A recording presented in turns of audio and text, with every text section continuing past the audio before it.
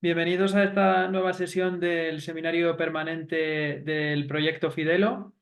Este será la última sesión del presente curso, pero bueno, volveremos en septiembre, ya os mantendremos informados. Y en esta ocasión, para despedir el año, tenemos además a un cumpleañero, que es el profesor Enrique Alonso de la Universidad Autónoma de Madrid, y que además resulta ser uno de los coipés del proyecto que da nombre a nuestro seminario. Entonces, bueno, hoy nos va a hablar del proyecto de la lógica natural a examen y cuando quieras, Enrique, te cedo la palabra. Pues muchas gracias, Víctor, por toda la gestión y la organización y quiero aprovechar también la ocasión para saludar a los compañeros hispanoamericanos que se han conectado, sobre todo porque es importante que sepamos que existe esta actividad aquí, que va a tener una continuidad en el tiempo, igual que nosotros le damos propaganda a muchas de las actividades que hacéis allí, bueno, pues también sumar esta al circuito, ¿no? Para que todos nos vayamos conociendo mientras no podamos vernos juntos, que es lo deseable. Bueno, pues os voy a explicar en qué consiste esto. Me acuerdo que María José, que fue la anterior interviniente, decía que ella tenía unas notas caóticas. Seguramente os va a parecer muy organizado lo que ella expuso, pero esto responde a un giro en mis intereses, que no es algo repentino, es algo realmente meditado, es una especie de vuelta a lo que es otra vez la lógica en un sentido intensivo, con un interés que es el que os voy a intentar explicar hoy. Resultados pocos, pero bueno, sí que hay, creo que un proyecto de medio o largo recorrido, al que estáis todos invitados, por supuesto. Bien, a ver si puede ser. Ahora, vale, un momentito. Bien, ¿qué es lo que quiero presentaros? Yo me he dado cuenta que cuando inicio mis cursos, y los que habéis sido alumnos míos, pues lo reconoceréis fácilmente, siempre relaciono la capacidad para capturar la logicidad de ciertos argumentos con un acto mental, que suelo presentar como un acto mental simple, como una suave transición, en el sentido en que lo decía Hume, ¿no? Algo que no podemos evitar. Y siempre expongo argumentos muy sencillos. Supongo que muchos de vosotros hacéis también lo mismo. Cosas como todos los hombres son mortales, Sócrates es un hombre, y yo ahí suspendo, dejo de hablar, les miro y todos ellos concluyen a una, unos más tarde que otros, es verdad, que Sócrates es mortal, ¿no? Lo que intento es mostrarles que ese es un acto mental que surge de nuestra cognición, que es un hecho y que muy bien podríamos no tenerlo. Bien, esto es ya una opinión mía. Les propongo que imaginen que muy bien podríamos no tenerlo y no por ello dejar de ser seres humanos, ¿no?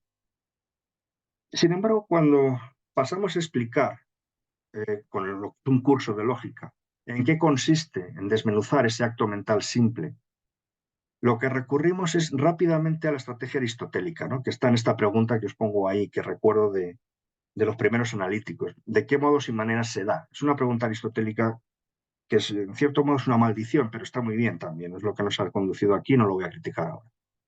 ¿De qué modos y maneras se da esto? ¿No? Que es lo que nos lleva a sistematizar la investigación de cuántas maneras distintas, transiciones muy sencillas pueden darse.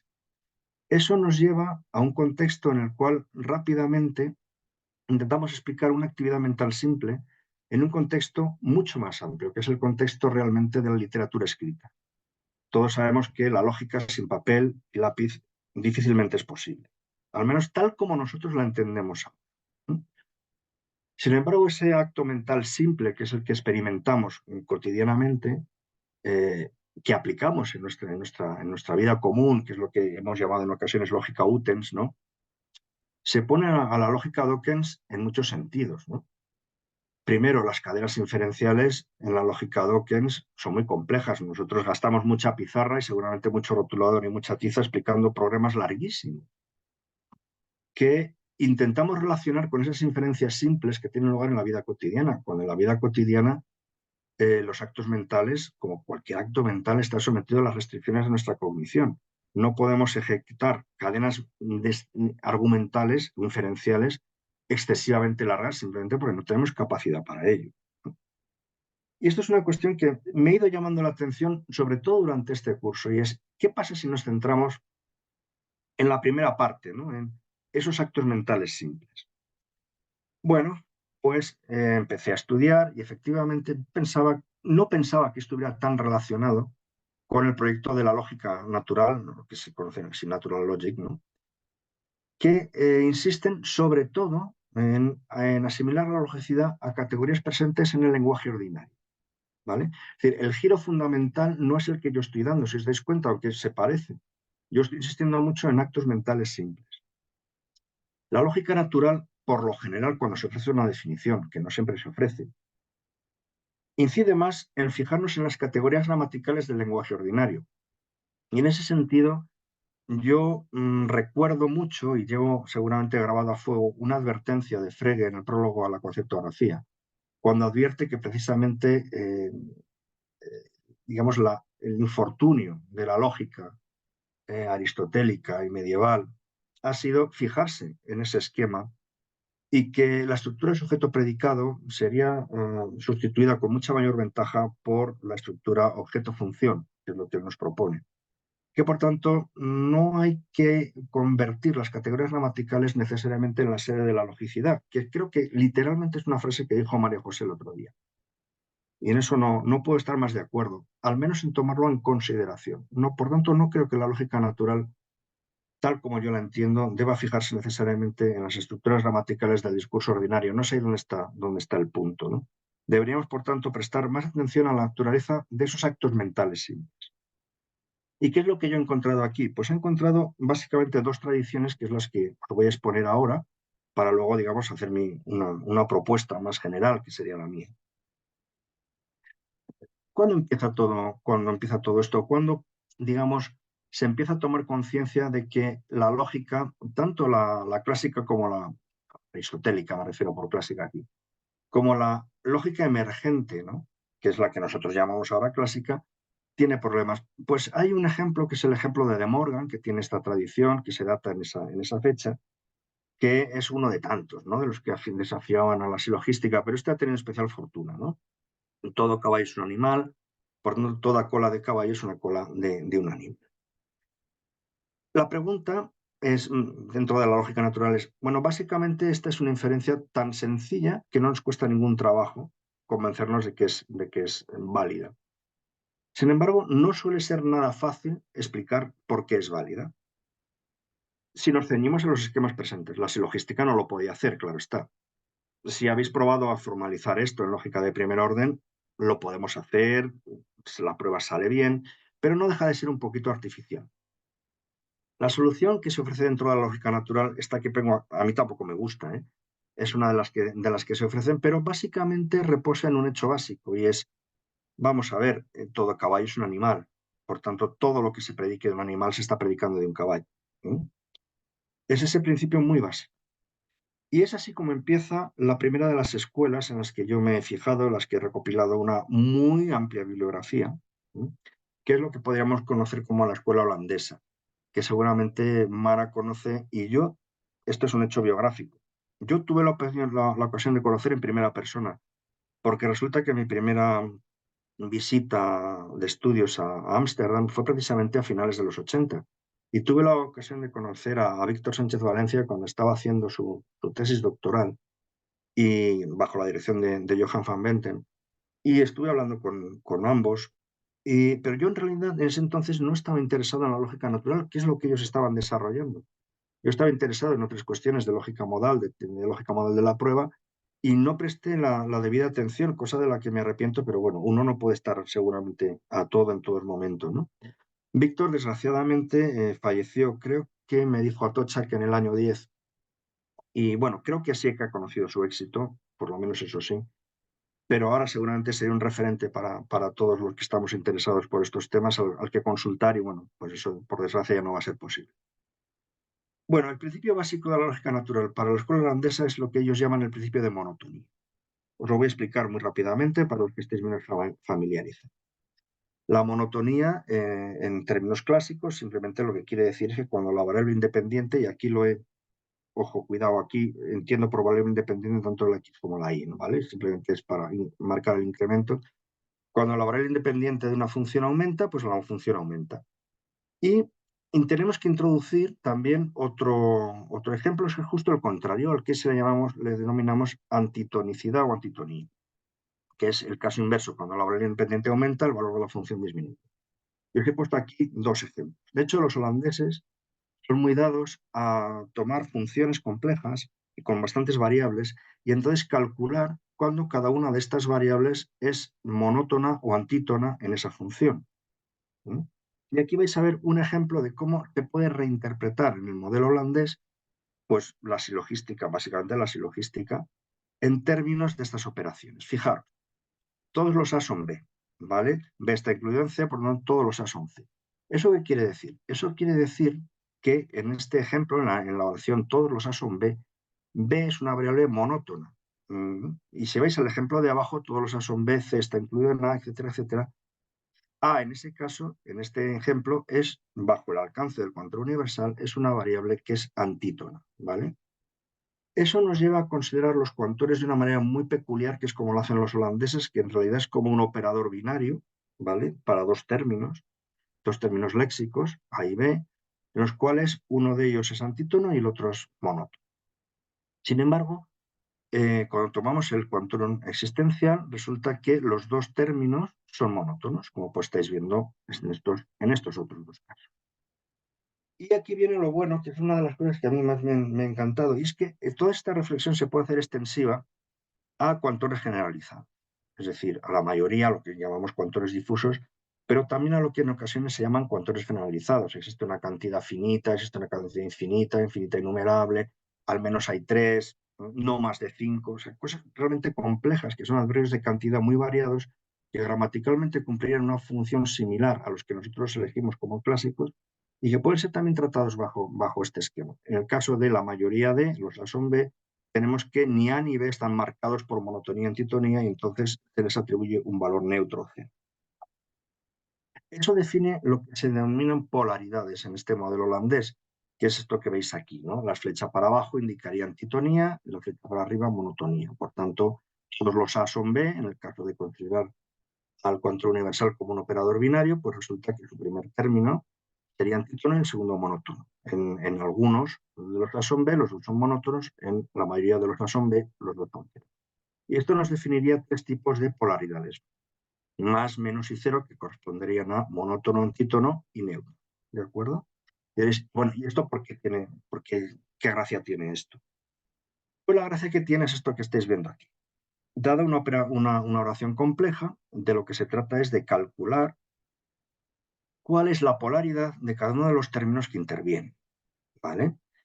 Y diréis, y bueno, ¿y para qué? Pues muy sencillo. Si tú tienes una oración compleja y has calculado la polaridad de los términos relevantes que intervienen, y ojo, cuidado, aquí no tienen por qué ser solamente términos léxicos, también puede haber muchas otras cosas, ¿vale? Lo que tú puedes entonces hacer es saber cómo puedes aplicar términos, ¿vale? En relación a esa polaridad. Es decir, aquí, por ejemplo, y luego hablaré de este algoritmo, ¿vale? Hombre, resulta que tener una polaridad negativa, es decir, sería antítono, y, digamos, en reír sería monótono y sonreír sería monótono también. Eso quiere decir que tú puedes reemplazar hombre por algo que tenga una menor extensión, por ejemplo, hombre joven, ¿vale? Y justo al contrario con nosotros. Este algoritmo, observémoslo, esto es una característica del modelo holandés. Está elaborado, para los que sepáis algo de esto, en gramática categorial. Bien. Y lo que se ha aplicado aquí es un algoritmo que básicamente procede de la aportación que Víctor Sánchez Valencia hizo en su tesis doctoral. Ha habido luego muchas evoluciones sobre esto, pero básicamente la idea procede de ahí. Y ojo, esto no es tontería, porque estos son los modelos que están funcionando ahora en el diseño de las redes neuronales que están trabajando en ChatGPT, es decir, en todos los modelos de IA generativa. Es decir, que esto no es una cuestión teórica, esto es más bien una cuestión aplicada, y eso está bien que lo entendamos así. Bien, una de las características de la escuela holandesa, que son algunas con las que yo no estoy del todo de acuerdo, y he visto que no acabo de entender la necesidad de ello, es tomar como punto de partida para este tipo de análisis cosas muy alejadas de la lógica tal como la entendemos, de la lógica estándar, ¿no? Ya sea, no estoy fijando primer orden, segundo orden, digo la lógica estándar, sea esto lo que sea.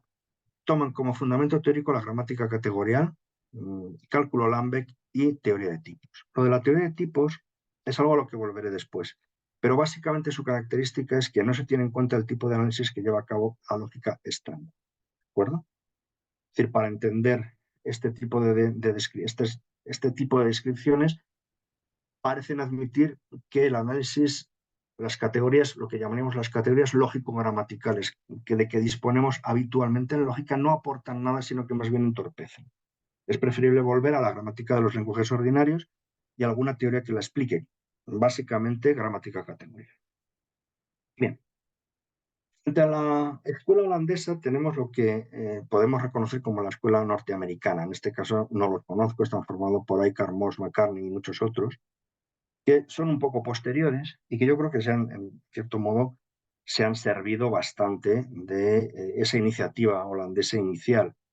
Y si debo decir la verdad, por lo que yo he podido ver, lo que está detrás de las implementaciones en las inteligencias artificiales generativas se parece más al modelo americano, como era de esperar, que el modelo holandés. Aquí, digamos, la forma de analizar las relaciones entre términos léxicos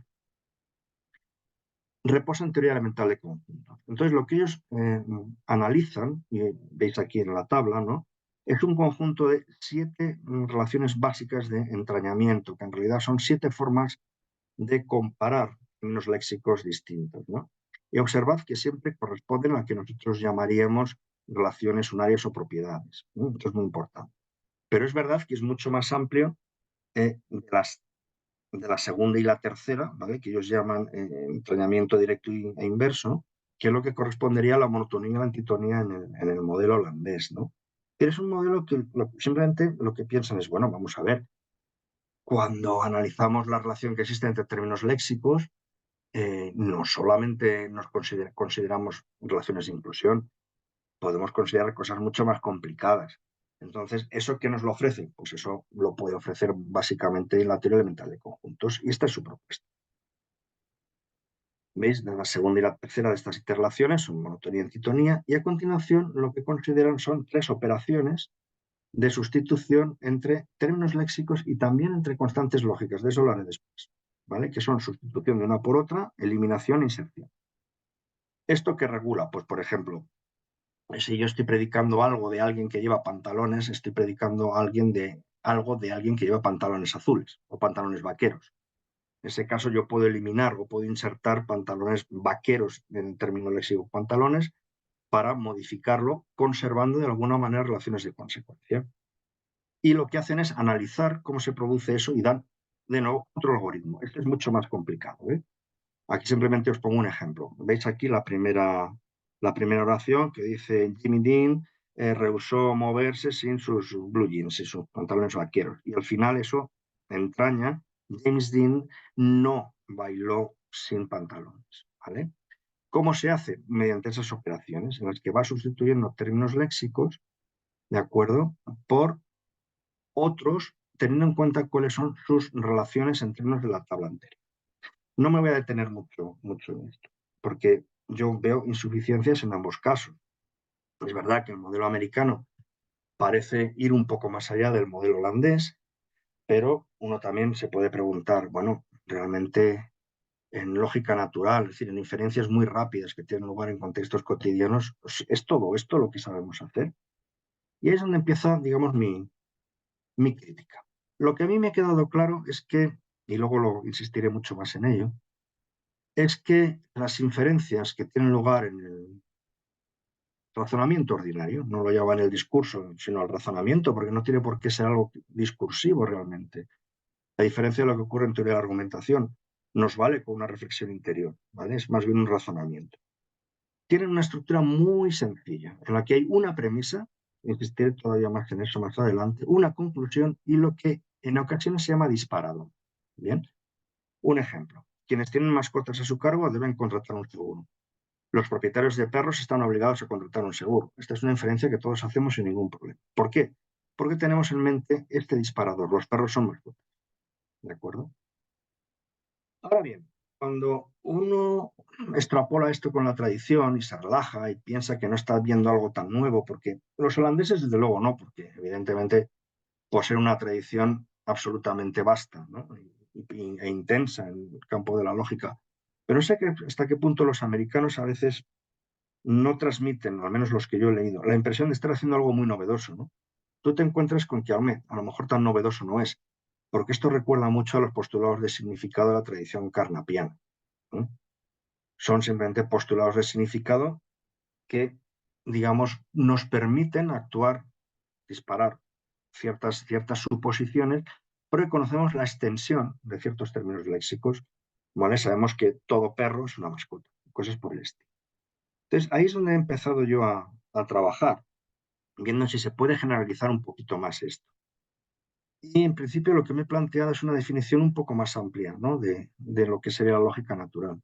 No centrado tanto en el discurso ordinario, sino más bien en el análisis de estos disparadores, estos postulados de significado en la inferencia ordinaria. Por tanto, sería el estudio de eso, de cómo funcionan, qué estructura tienen, qué función desempeñan, postulados de significado en ese contexto, ¿no? Y antes que rechazar la lógica, ojo, en un sentido amplio, y luego veré si esto lo mantengo o no lo mantengo, ¿eh? Si me rascáis igual no. Porque como esto es una investigación en curso y la llevo a cabo a trompicones, pero en momentos intensos en los que puedo, seguramente durante esta semana he llegado a otras conclusiones que son más matizadas con respecto a esto. Pero en principio lo que he hecho, lo que he intentado hacer es no despreciar las categorías lógico-gramaticales de la lógica en sentido amplio. Cuando quiero decir esto es que no me estoy centrando en lógica de primer orden, segundo orden, sino en las categorías de las constantes lógicas que normalmente hemos conseguido categorizar a lo largo del tiempo, a lo largo de este último siglo prácticamente, ¿no? Y en ese sentido, no creo que la relación entre términos léxicos tenga por qué venir dada solo por teoría de conjuntos o solo por el análisis de la propiedad de monotonía, sino por expresiones que puedan definirse en una lógica, ya os digo, en sentido amplio. Aquí meto unas definiciones, pero no voy a pasar de ellas porque no añaden nada y voy a ir directamente a lo que me interesa. Y voy a definir postulado de significado como toda fórmula que garantiza simplemente, ¿vale? ¿Veis cómo tiene la misma función que un disparador? Garantiza que la conclusión se sigue de la premisa y aquí lo único que establezco es que entre la premisa y la conclusión existe afinidad léxica.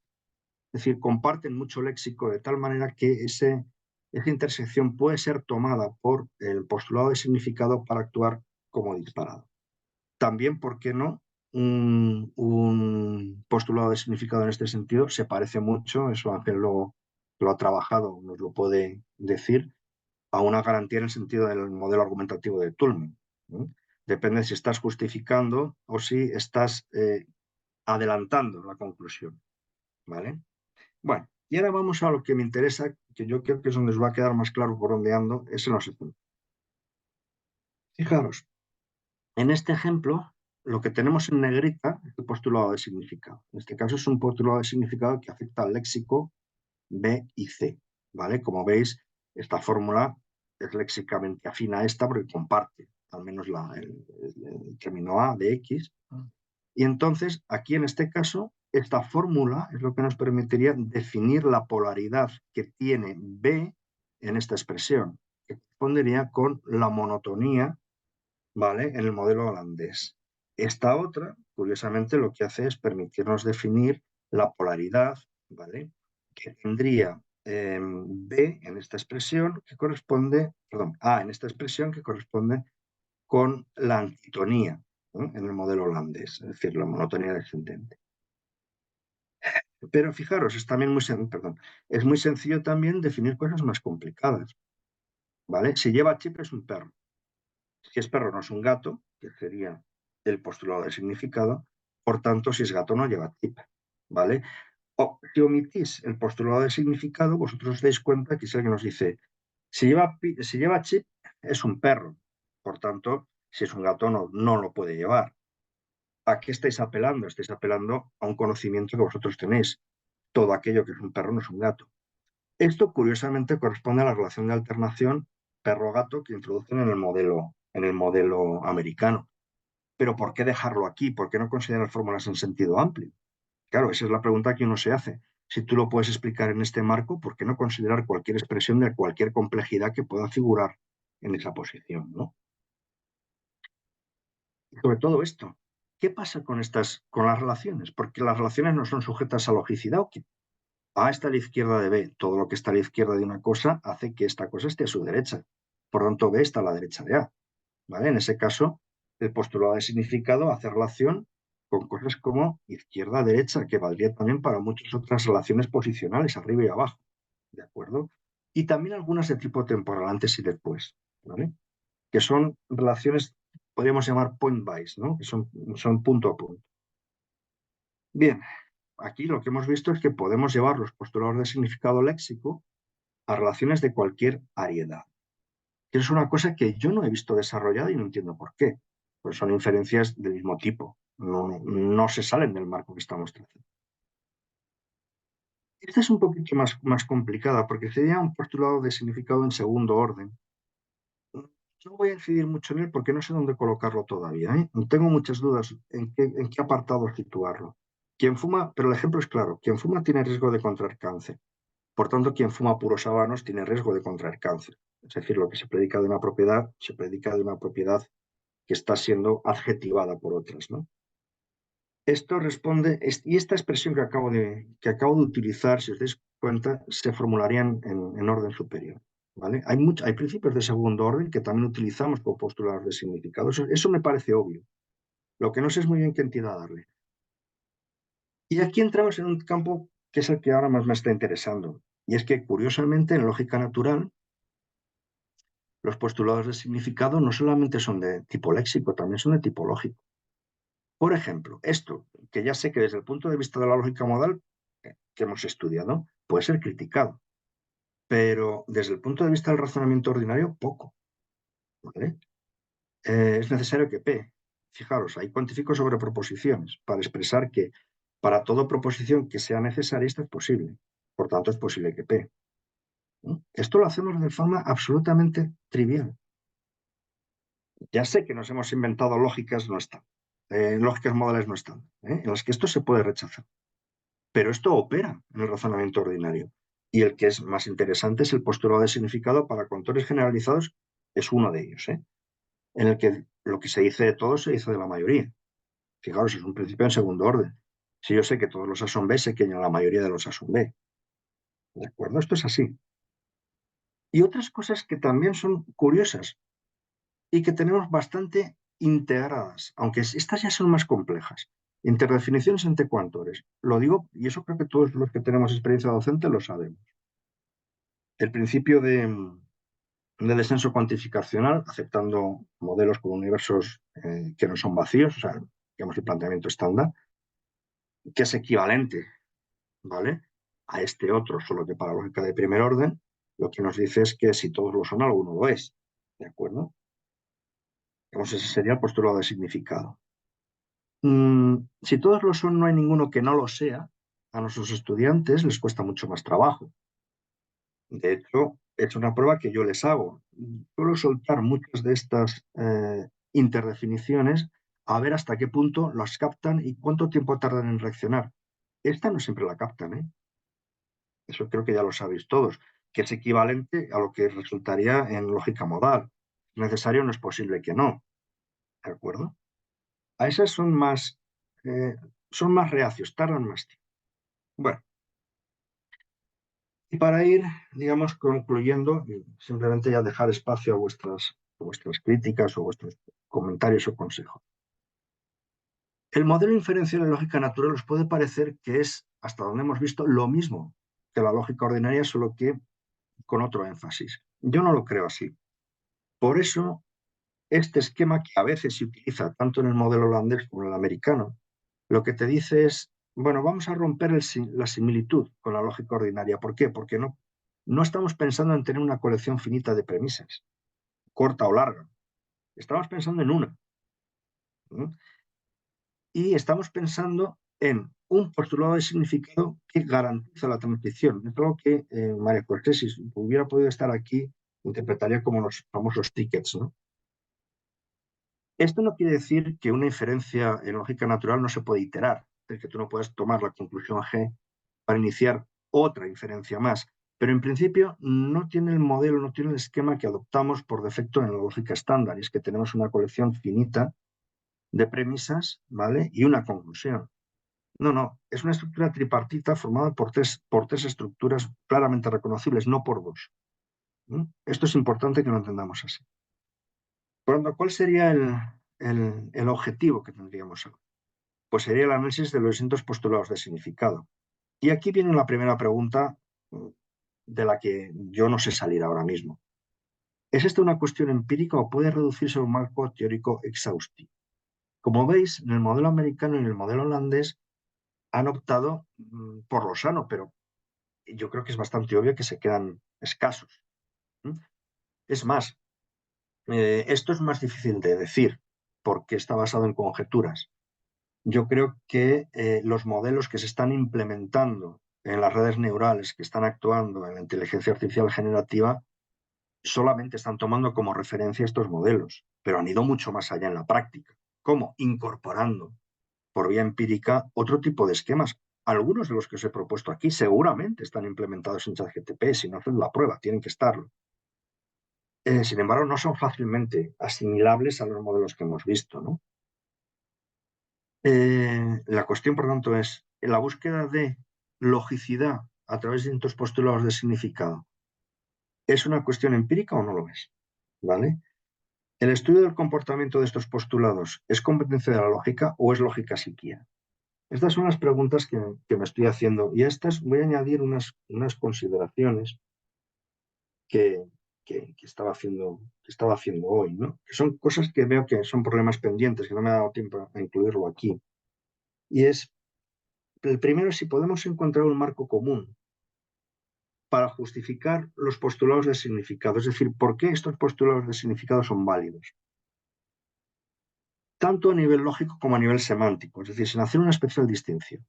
¿Y qué garantiza que estos postulados, cuál es el principio, cuál es el motor que anda detrás de que esos postulados de significado, tanto lógicos como semánticos, los demos por buenos? Es decir, ¿qué es lo que hace que en nuestra cognición eso tenga una justificación suficiente como para actuar como postulado de significado en otras inferencias? Ahí, y por eso rescato aquí la teoría de tipos, hay algo que propuso Johan van Menten y algunos otros de los holandeses, es que si tomamos la teoría de tipos y tomamos una semántica apropiada para la teoría de tipos, sí que podríamos dar una explicación. Bueno, eso no me parece tan insensato. Eso me parece una táctica posiblemente convincente, porque la teoría de tipos, dentro de lo que cabe, es el marco más unificador que conocemos para todas las lógicas que podemos tratar. Se queda, claro, puede resultar insuficiente en el sentido en que es más bien es una estructura sintáctica que otra cosa. Pero bueno, eso es una línea prometedora. La segunda, que es la que a mí más me interesa, es, ¿podemos encontrar estructuras que guarden semejanza y justificar su origen? ¿A qué me refiero? Bueno, todos sabéis, los que habéis dado cursos de lógica modal, lo habéis tenido que hacer, que muchos de los principios que funcionan para el control universal funcionan para el operador de necesidad y viceversa, para el existencial y el operador de posibilidad. Tienen descenso, tienen interdefiniciones, etcétera, etcétera. Eso rige también para muchas categorías, por ejemplo, en lógica deóntica, en algunas de lógica temporal, que no son point-wise, que son de otro tipo, que se asemejan más, por ejemplo, siempre y alguna vez, no mañana y ayer, que esos son puntuales, que se asemejan más a estos contores. Esas estructuras no serán la esencia, o sea, no serán la base profunda de nuestra capacidad para la lógica natural. Ese tipo de similitudes, ¿eso se puede recoger en teoría de tipos? No lo sé. Pienso que si hay un lugar donde se puede recoger es ahí, pero no estoy seguro. Y finalmente, y a lo mejor aquí me podéis echar más una mano, ¿es posible elaborar un catálogo completo de partículas portadoras de logicidad? ¿A qué me refiero con esto? Bueno, desde un punto de vista semántico, decir que todos los griegos son europeos parece que básicamente es un conocimiento fáctico, ¿no? correcto. Es un conocimiento fáctico, pero tiene una factura distinta a otro tipo de conocimiento fáctico. Por ejemplo, lo que tiene que ver con relaciones de posición, arriba, abajo, izquierda, derecha. Yo creo que estudiar todas esas partículas que, como veis, pueden formar parte de postulados de significado que garantizan que podamos obtener inferencias en muy poco tiempo a partir de premisas, normalmente de una premisa, es el lugar propio de la lógica natural. ¿Por qué lo pienso? Porque en el fondo pienso que si tenemos lógica, y aquí sí que me vais a llamar naturalista del todo, es porque de alguna manera nos ha hecho llegar hasta donde estamos, es decir, es adaptativo. Posiblemente en ese sentido el deducir de una información muy escasa con unas categorías previas, ¿no? Un conocimiento previo que uno tiene, una conclusión, por ejemplo, lo que hay detrás de ese boscaje es una fiera y me puede atacar, debo huir. Eso es lo que nosotros hemos tenido que fijar de alguna manera a lo largo de nuestra historia evolutiva. Y si la logicidad tiene alguna raíz, tiene que estar ahí. Por tanto, creo que estudiar esas estructuras, ver cuáles son, porque cuando uno va estudiando muchos tipos de lógica, uno ve que se repiten y se repiten. A ver, en cierto modo, hay mucha álgebra abstracta que se ha fijado en esto, pero no se han interesado tanto por ese componente en el que yo estoy insistiendo ahora.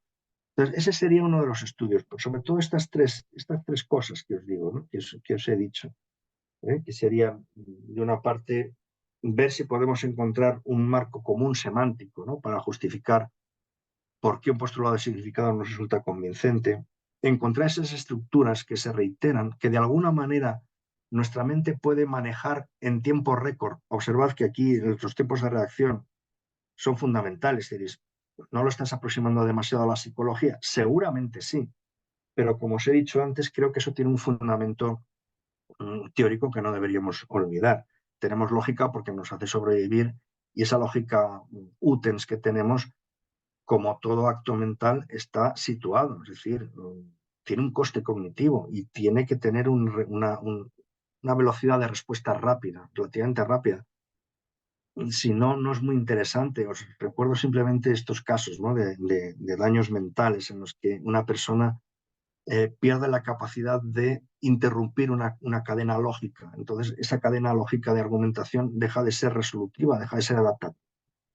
Y finalmente, ver si podemos dar con todas las partículas que de alguna manera son portadoras de logicidad y que no tengo claro si no las hemos ido analizando por separado, pero no las tenemos categorizadas del todo.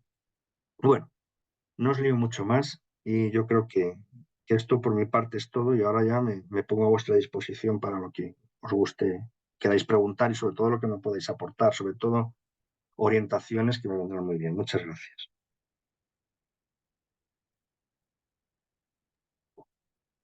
Vale, muchas gracias, Enrique. Pasamos entonces al turno de preguntas. Por favor, levantad la mano por el chat. Yo voy tomando nota y os voy dando turno.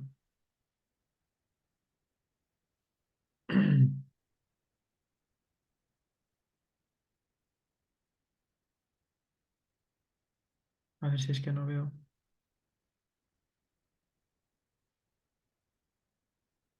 Bueno, mientras termino de ver, que no sé si hay alguna mano ya levantada, si alguien la ve y yo no lo estoy viendo, decidme. Te pregunto yo alguna cosa. Dime. A mí no me ha quedado muy claro, una pregunta más bien clarificatoria. Cuando hablabas de la monotonía de los cuantificadores, ¿y podría explicarlo un poquito más? Sí, vamos a ver. Se trata de que en el caso del control universal, a ver, vamos aquí. Lo que dicen los holandeses es lo siguiente. Hombre, está muy claro que yo, por ejemplo, aquí en todos los A son B, ¿vale? Yo siempre puedo sustituir la B, ¿no? Es decir, en este caso, si quieres, piénsalo en términos de clases o traduzco la lógica de primer orden, eso como tú quieras. Pues da igual, nos va a salir lo mismo, ¿no? Puedes sustituir la B por una clase que contenga B, ¿vale? ¿De acuerdo? En ese caso, ¿qué quiere decir? Que puedes hacer crecer, en ese sentido se refiere a una monotonía, ¿vale? La clase B hacia una clase C. Con eso conservas la inferencia de todos los A son B. Si B es una subclase de C, entonces todos los A. Justo en el caso de la A, justo al contrario. ¿vale? Lo que puedes concluir es que si C es una subclase de A, entonces todos los C son B. En este caso, la monotonía funciona a la inversa. ¿Y esto para qué lo aprovechan? Lo aprovechan para caracterizar el control universal como un operador, ¿vale? Esto me parece que tampoco responde a lo que es una práctica en el razonamiento ordinario, es demasiado restrictivo, pero bueno, es verdad que es muy común y en la silogística funciona, ¿vale? Lo puedes considerar como un operador de orden superior sobre dos términos, ¿vale? Que serían el término A, el término B, el cual el primero de ellos sería antítono y el segundo monótono. Podrías distinguir la tipología de los cuantores en términos de cuáles son las relaciones de monotonía, ¿vale? De los términos léxicos a los que aplican. No sé si te lo he aclarado más. Es que hacen un corte. A ver, esto no es fácil de entender, ¿eh? Os lo digo a todos, porque parece que estás en territorio conocido, pero no lo es tanto, ¿vale? Porque las herramientas de clasificación, categorización, análisis son distintas. Entonces, decirte que un cuántum universal es un operador, ¿vale? Binario, no deja de ser una cosa un poco rara, tal como nosotros lo hemos entendido toda la vida. No sé si me explico. Claro, por eso me he quedado un poco... No, no, no, es que es lo que me pasó a mí. A ver, en esto os tengo que pedir un cierto acto de fe o que vosotros vayáis a los textos y lo analicéis por vuestra cuenta. Porque, bueno, lo sabe Antonio Mezquita, que me ha visto tirarme de los pelos estos meses de atrás, ¿no? Es que es algo que se parece tanto a lo que sabemos, pero difiere mucho de lo que sabemos. Entonces, intentas aplicar categorías y no te van a salir las cuentas. Luego al final van saliendo y te vas dando cuenta que no son cuestiones tan insensatas. Es más, vamos a hacer acto de contrición. Muchas veces nosotros, digamos, nos hemos frotado las manos pensando que al ser lógicos, la inteligencia artificial en un momento u otro nos iba a deber mucho. Bueno, pues sí, pero no a la lógica que nosotros hemos practicado, sino más bien a esta, que es la que realmente está operando. Y por eso hay un problema ahora en ese sentido, y es que muchos de los avances que se han producido aquí, por desgracia, no son públicos, porque están asociados al secreto industrial. Entonces, ¿qué cantidad de avances se han producido en este territorio? No lo sabemos, ¿eh? Pero fijaros cómo son las cosas. Posiblemente lo que más va a revolucionar en un sentido de aportación de la lógica tiene que ver con esto, no tiene que ver con la lógica estándar que nosotros hemos aprendido, desarrollado y enseñado. Ujú. Y ya que estoy, aprovecho, sigo con Ujú. una pregunta un poco más, menos de clarificación. Cuando hablabas de los postulados de significado, a mí me recordaba un poco a la noción de teoría, ¿no? Por ejemplo, en el caso de las cosas que están a la derecha, ¿no? Ese axioma de si estás a la izquierda, entonces la otra está a la derecha. En Sí, realidad no se podría imaginar estos postulados como simplemente una teoría que añades a la lógica de primer orden, añades los axiomas sí, y así puedes generar probar nuevas cosas, ¿no? tal cual, sí, es eso. O sea, no es nada muy distinto a eso. La cuestión es que siempre hemos considerado que para nosotros eso era lógica aplicada. Sin embargo, la sugerencia que hay aquí es, oh no, ojo, cuidado, eso tiene cierta estructura, ¿vale? Es decir, los postulados de significado, vale, pueden ser cualquier fórmula. Yo eso no lo tengo claro. Me resisto a pensar que encajen en cualquiera de los dos modelos que os he presentado, el americano y el holandés. Por eso he recurrido a lógica estándar y en ese sentido doy pie a tu pregunta, porque la he provocado al tomar esa decisión, pero tampoco tengo tan claro que sean estructuras muy complicadas, porque date cuenta que son cosas que tú tienes que tener muy bien aprendidas, ¿no? Porque tienen que actuar como disparadores. O sea, el postulador de significado en este sentido tienen que poder actuar como disparadores. Un disparador muy complicado. Te voy a poner un ejemplo, porque todo esto hay que aprenderlo. Esta misma mañana me ha salido una cosa que tiene que ver con las relaciones de parentesco. Las relaciones de parentesco son también relaciones sobre las que se hacen muchos juegos que podríamos llamar lógicos. A ver, el hermano de la prima del sobrino, ¿quién es con respecto a ti? Es un ejemplo, no lo sé, ¿eh? Yo con esto soy fatal. ¿Pero por qué con esto somos fatales? Porque es muy complicado. ¿Vale? Son postulados de significado que no tienen tanto uso. No quiero decir que las relaciones de parentesco no tengan un cierto uso y ojo, hay que tenerlas en cuenta. básicamente os parezca una butad por la cuestión de la consanguinidad, pero no son tan sencillas de manejar, ¿no? Entonces, es verdad que desde un punto de vista de una teoría, un axioma puede tener la complejidad que tú quieras, ¿vale? Un postulado de significado no. Pero esto no es algo, a ver, esto es algo sobre lo que sí hay medidas, ¿eh? En algunos de los textos que he estado estudiando ya están hechos los cómputos sobre qué tipo de inferencias se pueden ejecutar y en qué tiempo. Bueno, pero esto es aplicado, o sea, aquí hay una parte de lógica que es experimental, que está a medio camino entre la psicología y la lógica, si os dais cuenta. Y en ese sentido, no todo vale. Es todo lo que te puedo decir, no sé mucho más, ¿eh? Vale, vale. Perfecto. Mara y luego está Ángel. ¿O es un error? Sí. Sí, por una parte, o sea, desde el punto de vista de la enseñanza elemental de lógica, nosotras, Antonia y yo, en el libro de Lógica para Principiantes, pues hablábamos cómo extraer conclusiones razonables. Bueno, por una parte, a veces se admitía pues que tú añadieras enunciados de sentido común implícito, que tiene que ver pues con estas cuestiones, digamos, gramaticales, o si estás hablando de edades, pues todo el mundo sabe que 15 es menor que 18, y si estás Esto es. hablando, bueno, ese tipo de cosas. Bueno, eso por una parte. Por otra parte, lo de las conclusiones razonables, o sea, en los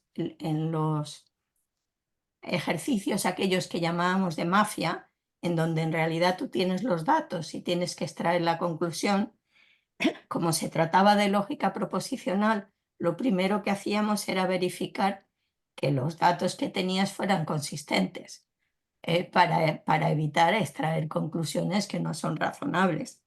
Eso también yo creo que a veces también lo hacemos en las lógicas estas no monotónicas y cosas por Mm, el estilo. Simplemente dices, uy, uy, aquí hay algo que no cuadra y paras.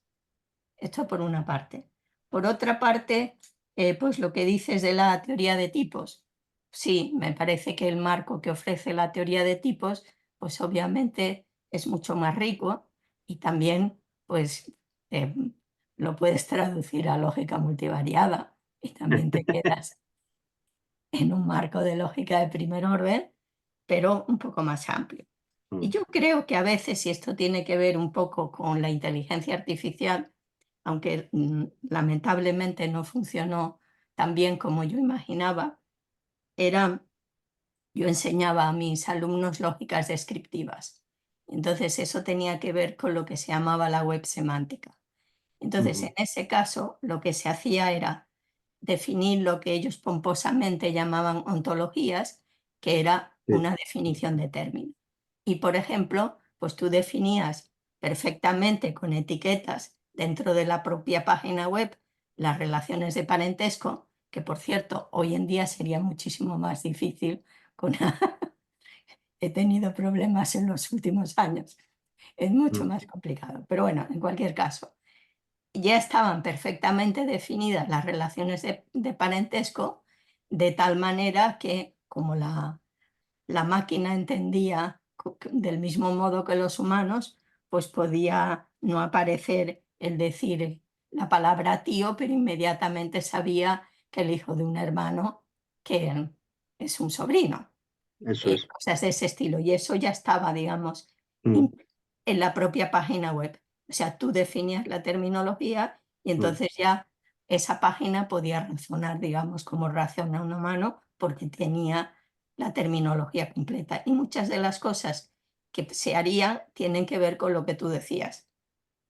O Sí, sea, sí. eran cuestiones más bien semánticas.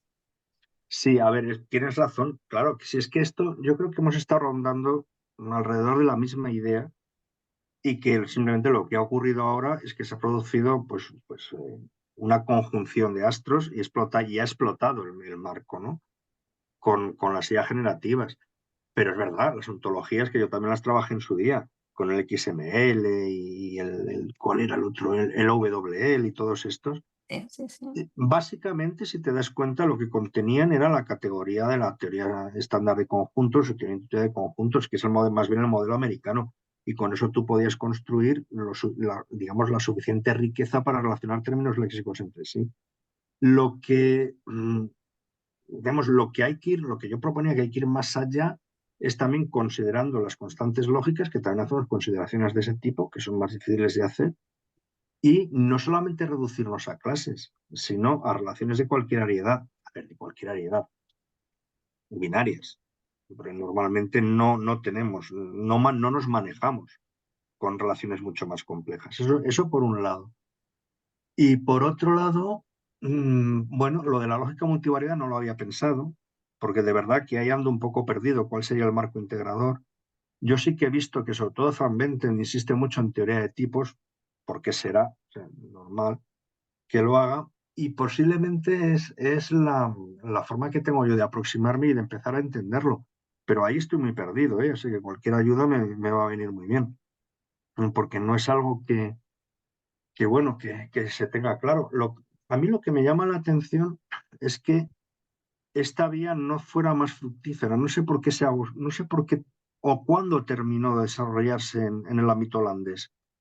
No, en los últimos artículos que he visto son de la década de los 10, pero yo no he visto que haya pasado a los 20. Yo ahí no tengo información. No sé si tú tienes alguna. No. He perdido mucho la pista de la gente de Holanda. Claro, es que, a ver, supongo que tú también te relacionaste con Van Benten y todo el grupo a través de lógica modal y todo ese tipo de cuestiones.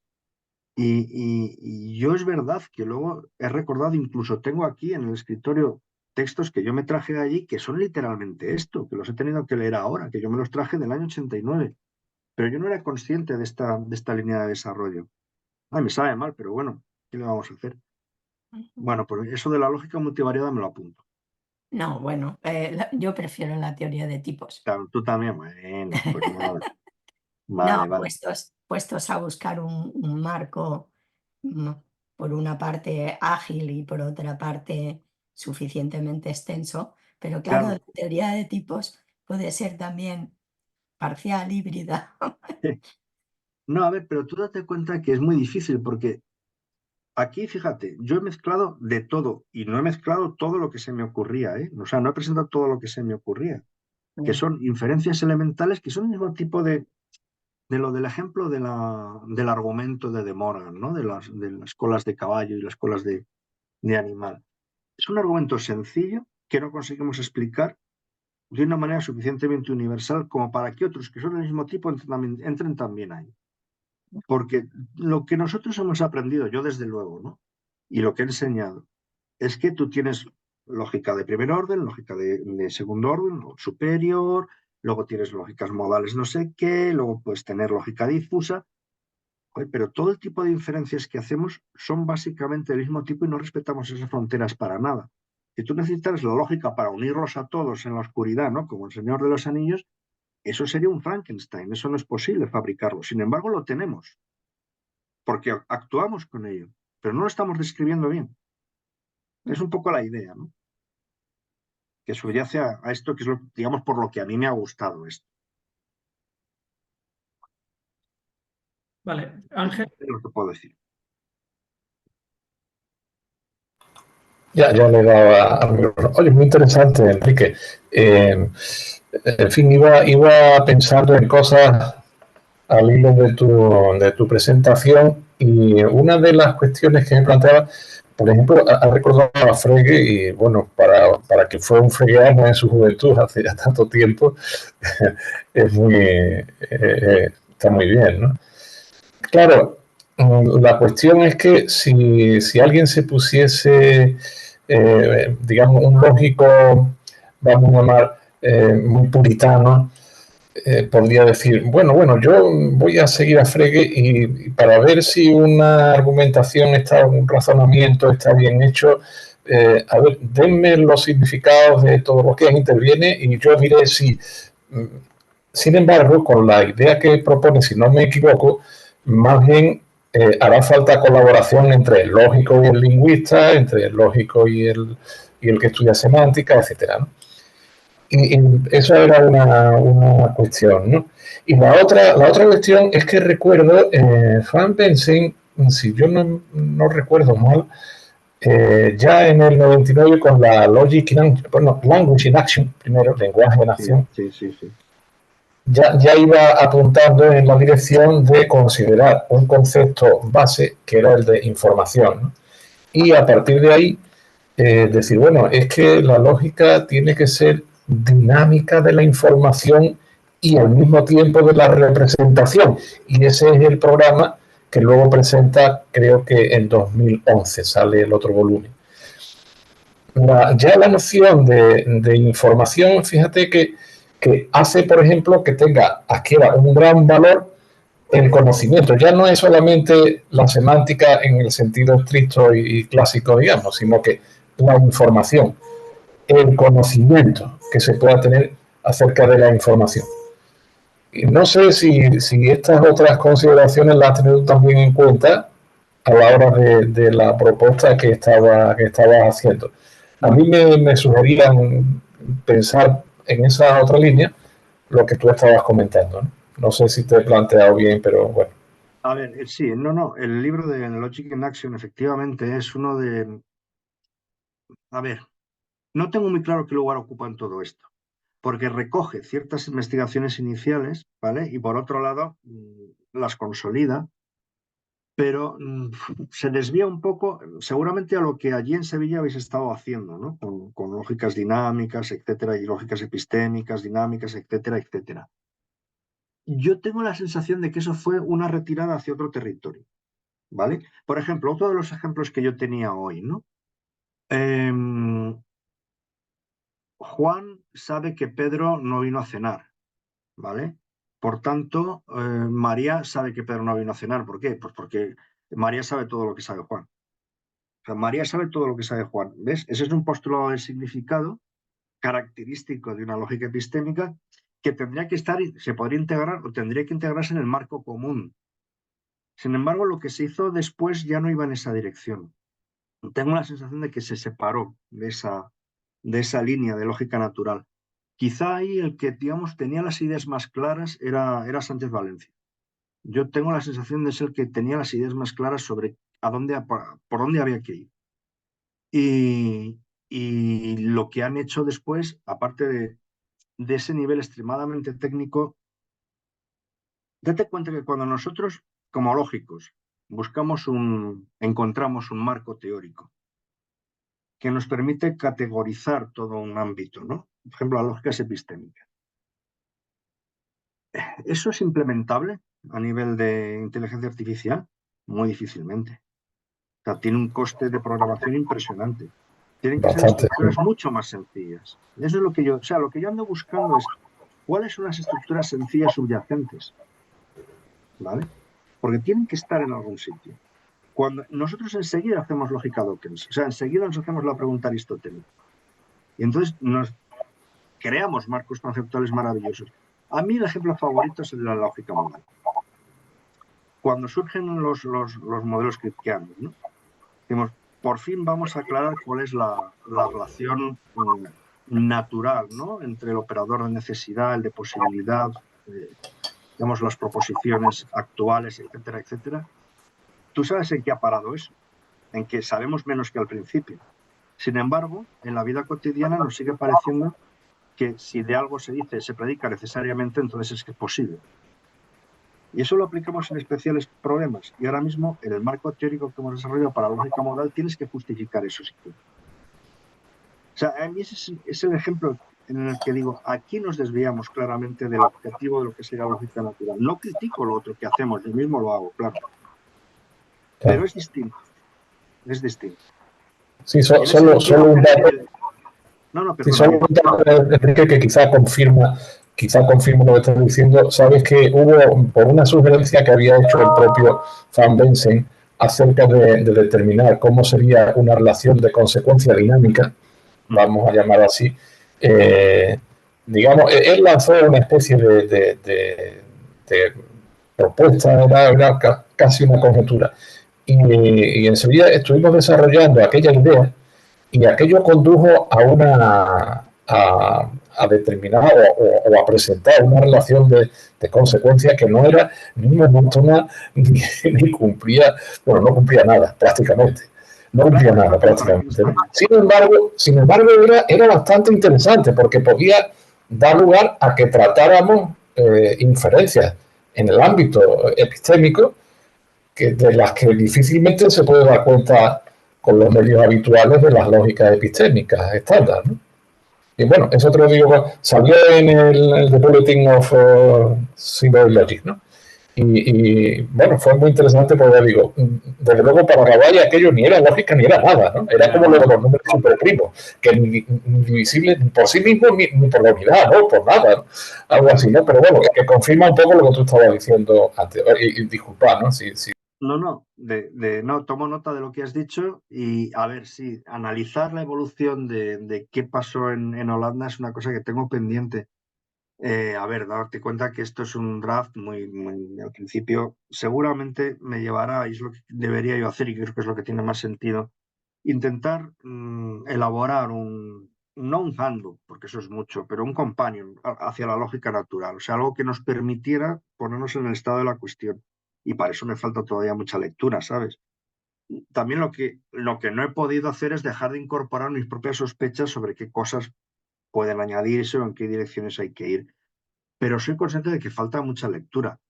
Lo que ya te digo, eso que acabas de contar es un buen ejemplo. Es que hay veces en las que rápidamente nos desviamos de nuevo hacia la tradición aristotélica, la pregunta aristotélica, ¿no?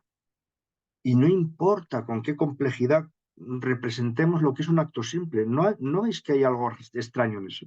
Lo que es un acto simple, vale, puede responder a causas muy complejas, desde luego, pero ¿no deberíamos dar una explicación simple también? O sea, esa es la pregunta, ¿no? Eso es lo que a mí me ha saltado. Porque si tú tienes que recurrir a, ¿qué te voy a decir yo? Álgebras cilíndricas, ¿no?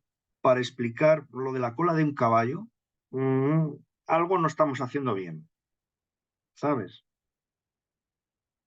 Pero bueno, no sé. Tomo nota.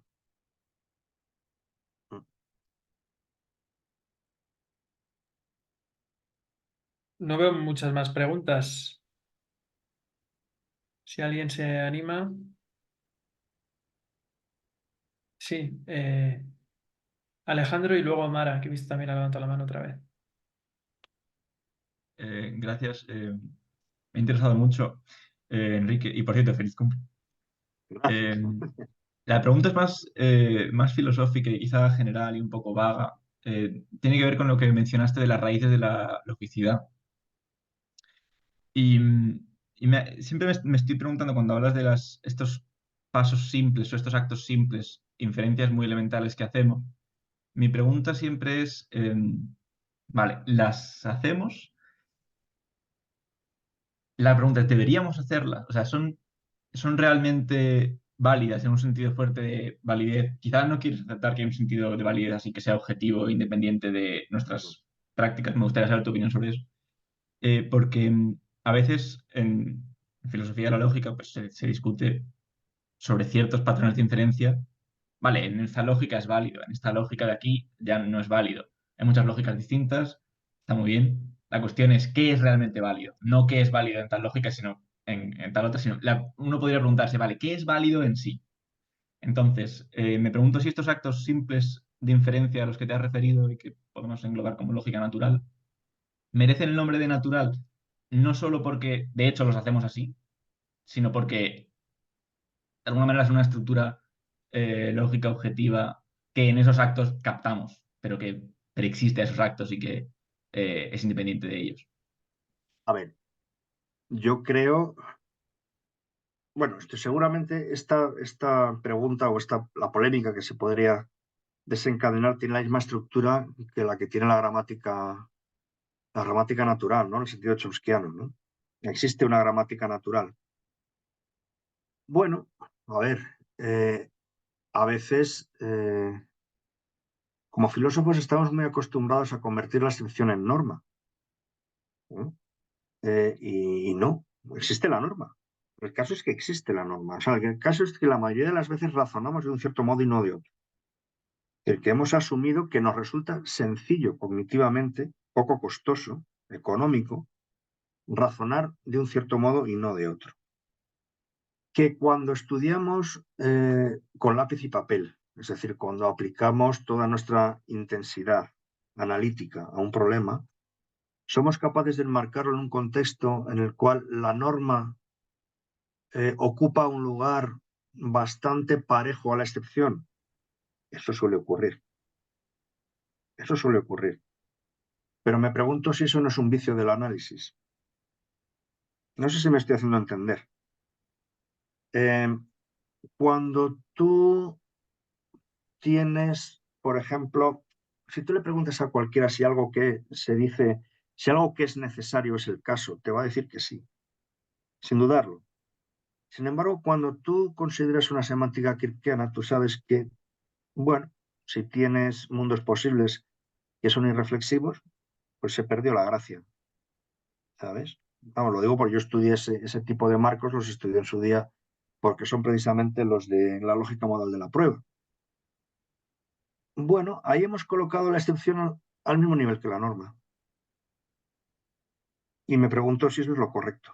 A ver, eso es posible y eso está muy bien y eso tiene una justificación. Pero cuando lo que estamos estudiando es la norma, si tienes un marco teórico que hace eso, quizá no es el bueno. No sé si me estoy explicando en algo. Lo que estoy intentando es explicar por qué lo que le ocurre a la mayoría le ocurre de hecho a la mayoría. ¿Vale? Eso es lo que estoy intentando plantearme. ¿Por qué de hecho es así? ¿Vale? ¿Por qué es lo que suele ocurrirnos? Casi con total frecuencia. ¿No? No quiero decir que siempre ocurra. Ojo, ya voy a ser mucho más radical. Ni que siempre haya ocurrido así. ¿No? Yo no estoy diciendo que nuestra capacidad para encontrar ciertos tipos de postulados de significado, la usabilidad de cierto tipo de postulados de significado o sus características sean algo que sea una constante de nuestra especie desde el día que Dios nos hizo, porque si uno es evolucionista, uno no puede pensar así. Tienes también que admitir que eso esté evolucionando, que eso esté cambiando, que no haya siempre sido así, que quizá no vaya a ser así más adelante. Yo no tengo ningún inconveniente, por ejemplo, en considerar que haya habido especies humanas que no hayan tenido la misma lógica que nosotros, incluso nada que se le pareciera demasiado. La única desgracia es que no nos hemos llegado a conocer en persona. Bueno, en este momento, la única especie humana que hay en la faz de la Tierra es la nuestra. Vete tú a saber, yo creo que es un hecho natural y hay que explicarlo como tal. No sé si me explico. Es lo mismo, a ver, los físicos teóricos lo tienen muy fácil. Dicen, no, el principio de isotropía y si no, no hay física teórica. Ya está. Se acabó. Si tenemos que suponer que las leyes del universo son iguales en todas partes. Porque esto es lo que vamos a explicar. O sea, nosotros también tenemos que suponer a veces eso. Cosas básicas de ese tipo. Bueno, es lo que te puedo decir. Esto daría para mucho, ¿eh? Esto daría para mucho y es muy interesante esa cuestión, pero bueno. Mara, Sí, bueno, no, es simplemente una reflexión que tiene que ver con lo que tú estás diciendo y es algo de lo que yo habitualmente me quejo. La mayoría de las lógicas, por así decir, alternativas, es decir, muchas de las lógicas modales, la lógica productiva, etcétera, etcétera, son lógicas que no pasan del nivel proposicional. Entonces, claro, si no pasan de un nivel meramente proposicional, entonces de alguna forma estás renunciando a ese otro análisis que tú estabas proponiendo, que sí que Claro. podría llevarse a cabo en teoría de tipos, que es un poco más dentro como de teoría de gramáticas categoriales, cosas de ese estilo. Mm, Entonces, claro, parece que eh, se abren posibilidades, pero esas posibilidades están renunciando a mucho. claro. Sí, efectivamente, el caso de la lógica modal es uno de esos casos claros, en el que esa sensación yo la tenía cuando hacía este tipo de trabajo, que no pasa solo ahí, ha pasado en todas las lógicas multivaluadas, ¿vale? Siempre te quedas en el nivel sentencial porque dices, bueno, es que el siguiente paso ya es tan complejo que ni sé cómo hacerlo. Bueno, y la pregunta es, ¿y eso no será un problema del análisis? No. Porque nosotros decimos cosas muy normales como es necesario que todos los hombres sean y no tiemblan las murallas de Jericó y podemos razonar objetivamente en contextos en los que dices, si eso lo paso a papel me vuelvo loco. Pues será un problema del análisis, no de nuestro razonamiento, que lo tiene muy claro. Es un poco, ya os digo, es esta idea fundamental la que me ha hecho dar este giro, decir, bueno, vamos a ver si las cosas que hacemos con relativa simplicidad no las podemos explicar y nos perdemos, digamos, en el segundo escalón de los 10 o 12 que sean, algo no estamos haciendo bien. Pero bueno. Muchas gracias. Bueno, parece que no hay más preguntas. Podemos detener la sesión oficial aquí, la grabación, y si alguien quiere off the record preguntar algo más a Enrique o darle un tirón de orejas virtual o lo que sea, pues lo podemos hacer también. Bueno, podemos felicitarlo y a dar palmaditas. Puedes parar la máquina si quieres que... Eso. Sí, detener la